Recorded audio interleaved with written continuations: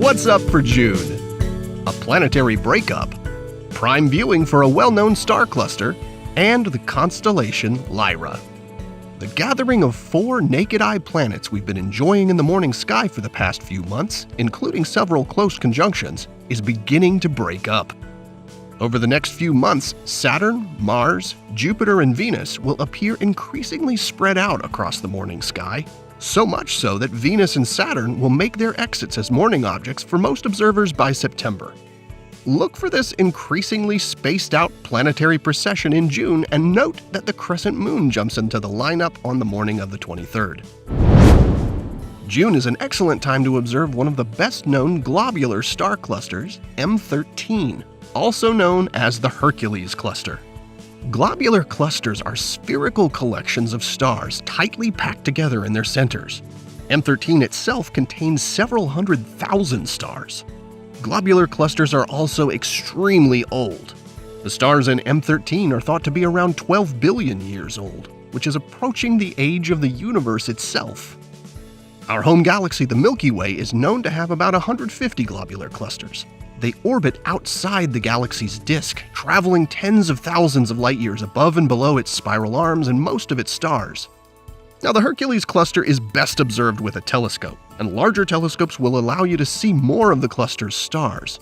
But you can also find it with a pair of binoculars, where it'll look like a hazy little spot.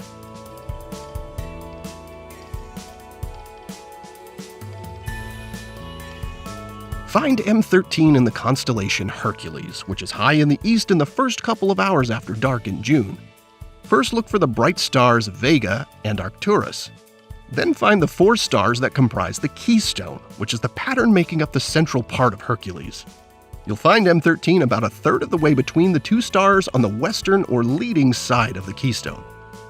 So check out the great globular cluster in Hercules, M13, in June, and find yourself staring at an ancient gathering of stars that soars high above the Milky Way.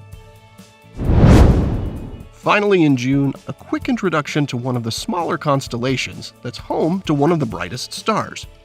That's the constellation Lyra. It represents a lyre, or harp, played by the musician Orpheus in Greek mythology.